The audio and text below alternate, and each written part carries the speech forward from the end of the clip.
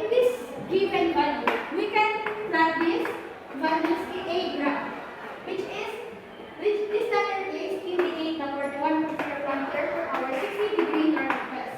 This is the north and west. Moving on, since the problem is looking for the resultant or the distance velocity, we need the equation of the resultant. Resultant is equal to square root of summation of r x squared plus summation of r y squared. But since the given is velocity, we need to convert it to distance. By converting this velocity to distance, we need the equation distance is equal to time times velocity. Then by getting the rx vector and the y vector, the formula is when x component we will use cosine. A cosine theta A plus B cosine theta. While in y vector, we are using the sine. Ry is equal to A sine angle of A plus B sine angle of B. First, let's get the T2. T2 is equal to Tf minus T initial. Let Tf is equal to 4.50 hours minus the initial is 3.0 hours.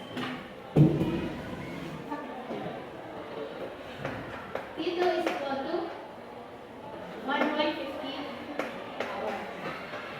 Since we already got the T2, we can solve for that. We can convert the velocity to distance. Distance equals to v. Distance 1. Let's solve for the distance 1. T1 times v1.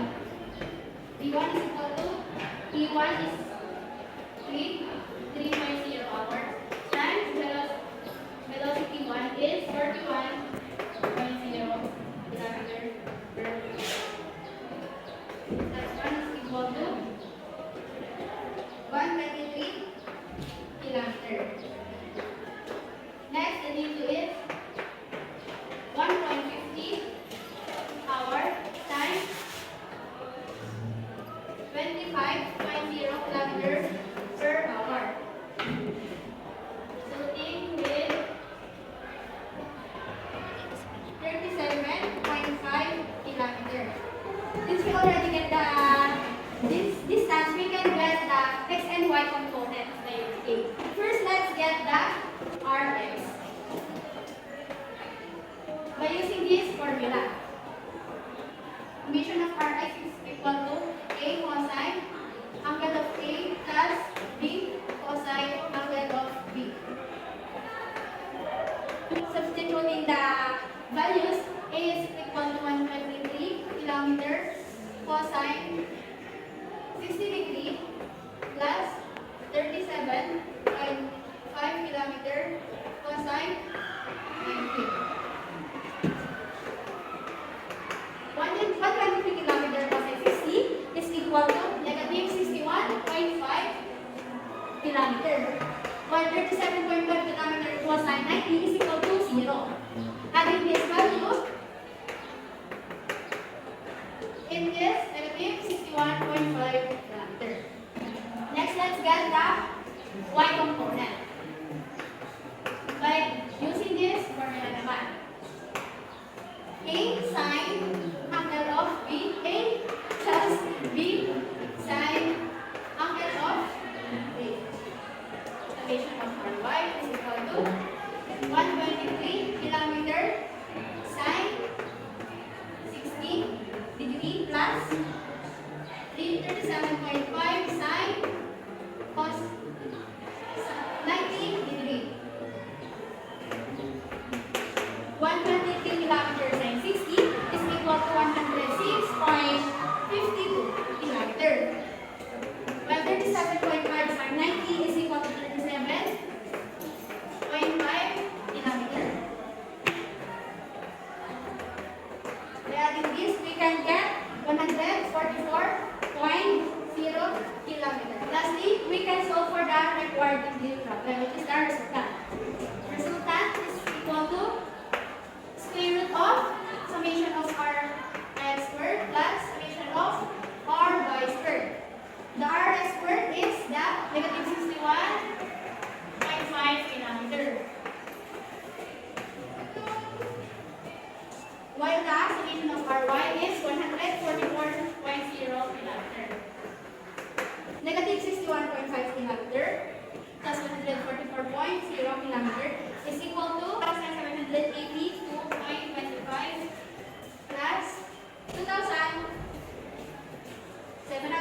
41.76. R is equal to 3,782.25 minus 2,774.76 is equal to 16,969.51. The square root of 16,969.55 is equal to 156.60 kilometers. So therefore, we can conclude that the distance of a hurricane traveled 156.0 kilometers in the past 4.60 hours relative to the island. Problem number 3. A plane flies from the base camp to Lake A, a distance of 280 kilometers and a direction of 20.0 degree north of east. After dropping off supplies, the plane flies to Lake B, which is 190 kilometers and 30.0 degree west of north from Lake A. Determine the distance and direction from Lake B to the base camp. So, the given in this problem are base camp is equal to 280 kilometers at a direction of 20.0 degree north of east. And also the base Lake A, which is 190 kilometers at a direction of 30 degree west of north. And the required in this problem are distance and direction.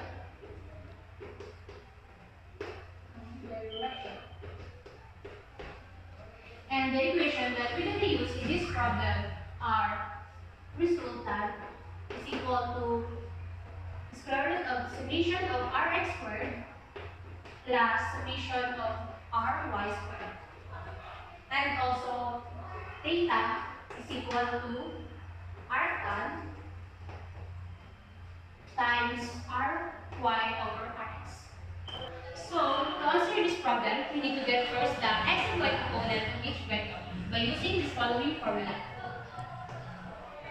Summation of r of x is equal to a cosine theta plus b cosine theta. And also, summation of r sub y is equal to a sine theta plus b sine theta. So now, we need to substitute the bodies needed in this formula. So, 280 kilometers cosine 20 degree plus 190 kilometers cosine 120 degree. So, as you can see, based on the graph, I change 30 degree to 120 degree because it's in the second quadrant. So, let's continue. To calculate the 280 cosine 20 degree is equal to 263.11 plus to calculate 190 cosine 120 degree is equal to negative 95. So the summation of r of x is equal to 168.11. Let's get the summation of r of y component. So 280 kilometers sine 20 degree plus 190 kilometers sine 120 degree. So to calculate 280 sine 20 degree is equal to 95.77 plus the 190 sine 120 degree is equal to 164.54. So summation of ry components is equal to 264. Go. So the summation of r sub y is equal to 260.31 kilometers. We will now find the displacement using the following formula. To find the distance, we will use resultant is equal to square root of summation of rx squared plus summation of ry squared. And to get the direction, we will use theta is equal to arctan times ry over rx. Substituting the values needed in this formula. where square root of 168.11 squared plus 260.30 squared. So to calculate the 168.11 squared is equal to 28,260.27, and 260.30 squared is equal to 67,761.20. And the distance or the resultant is equal to 96,022.27, and square root of 96,022.27 is equal to 309.87. Now we will get the direction, which is arc tan is equal to 260.30 divided by 168.11. And to calculate 260.30 divided by 168.11 is equal to 1.5. And the direction is equal to 57.15 degrees. Therefore, the distance and direction from Lake B to the base camp is 309.27 kilometer with at the direction of 57.15 degree east of north. One strategy in the snowball fight is to throw a snowball at a high angle over the ground. Then, while your opponent is watching the snowball, you throw a second one at a low angle time to arrive before or at the same time as the first one. As shown, both snowballs are thrown with a speed of 25 meters per second. The first is thrown to arrive at the same point at an angle of 70 degrees. Letter A, what angle should the second snowball be thrown to arrive at the same point as the first? Letter B, how many seconds later should the second snowball be thrown after the first in order for the ball to arrive at the same time? The given of this problem is snowball A with a speed of 25 meters per second with an angle of 70 degrees, while the snowball B is 25 meters per second. The question asked on this problem is the angle of snowball B and the time difference of snowball A and snowball B. The first equation that we use is theta B is equals to 1/2 arc sine times Rg over B. The first equation.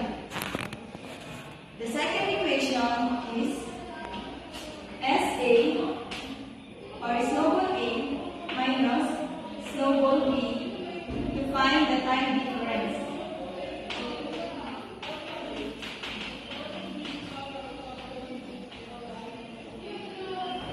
We will also use the equation of time is equals to R is equals to initial velocity. R is equals to initial velocity squared sine 2 theta over negative g.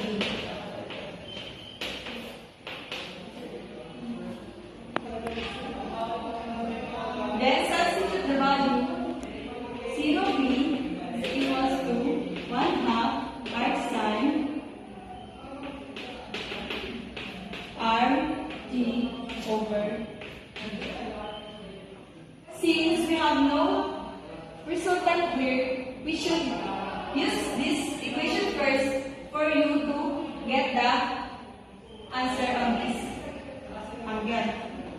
R is equals to initial velocity squared sine 2 theta over negative g. Then substitute the value. Initial velocity is 25 meters per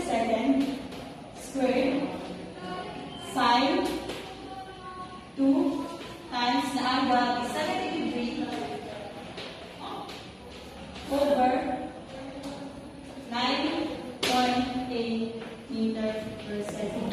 Then 25 meter per second squared sine 2 times 70 is equals to 401.74 meters squared per second squared over 9.8 meter per second squared. And the answer is 40.99 meter.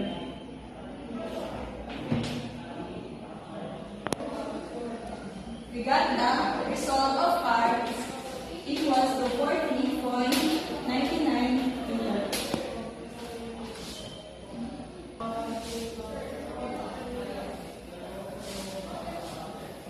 Now we got the R. We can use this equation now, and 1/2 arc sine R G times B. Then substitute the value 1/2 arc sine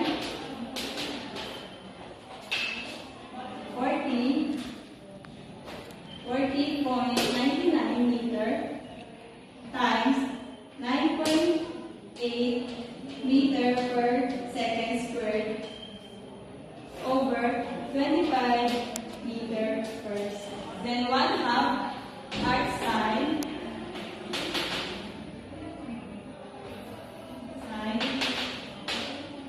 is equals to 0.6428, and the answer is 20.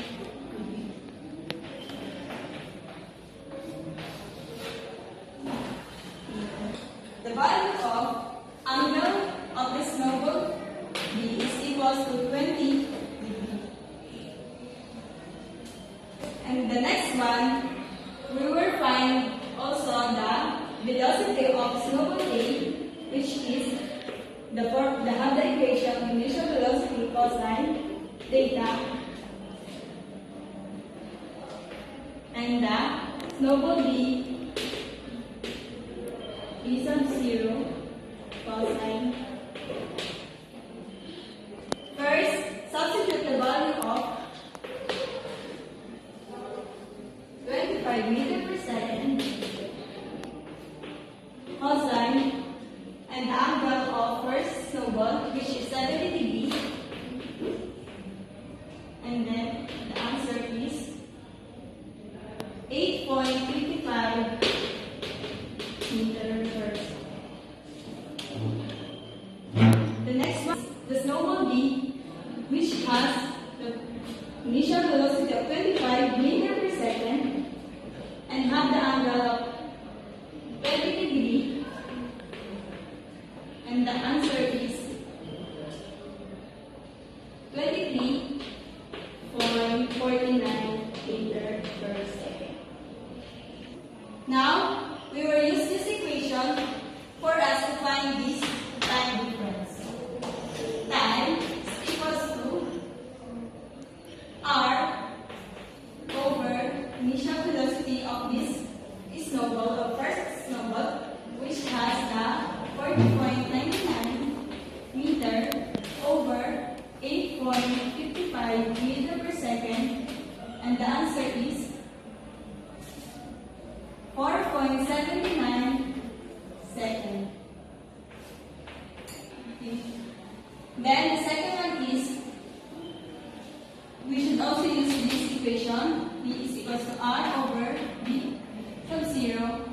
Substitute the value 40.99 meter over 23.49 meter per second, and has the answer of 1.74 seconds. Now we have the value of T sub A is equals to 4.79 seconds, while the T sub B is equals to 1.74 seconds. We will use this equation and find time difference.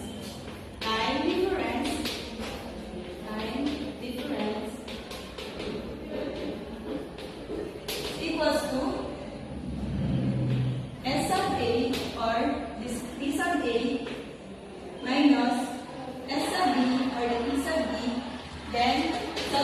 value of 4.79 seconds minus 1.70 per second and have the answer of 3.05 seconds.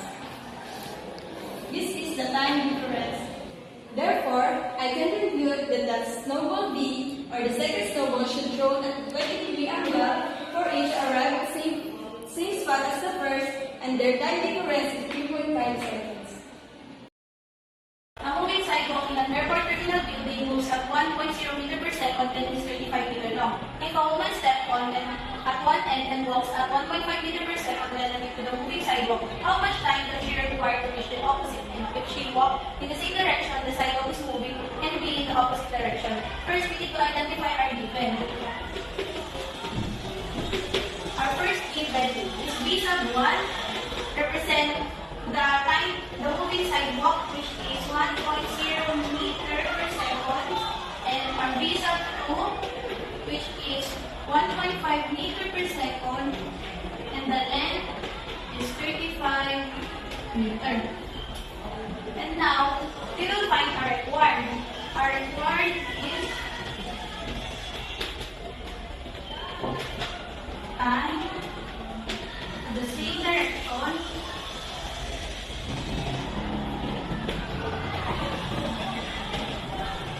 and B, the opposite direction.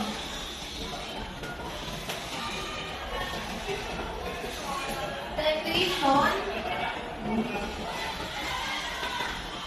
we will use is V sub 1 plus V sub 2 and V sub 1 minus V sub 2. For the time, we will use distance over speed. For our solution, if we will find the direction of the woman with the same direction as the sidewalk is moving, we will use the V sub 1 plus V sub 2. Our V sub 1 is 1.0 meter per second plus 1.5 meter per second equals 2.5 meter per second. For the time, we will use distance over speed. Our distance is 35 meter and our seconds is 2.5 meter per second and our time is 14 seconds.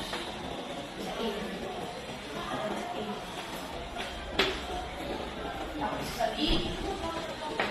In computing the opposite direction, we will use the subtraction. So V sub 2 minus V sub 1, substitute the value 1.5 meter per second minus 1.0 meter per second equals 0.5 meter per second. For the time, we will use again the distance over speed, time 35 meter over 0.5 meter per second, cancel. Our time is 70 seconds. In conclusion, if the woman walks in the same direction as the moving sidewalk, she will reach the opposite end in 40 seconds. And if she walks in the opposite direction, it will take her 70 seconds to reach the opposite end. The difference in time is due to the combined effect of woman's walking speed and the speed of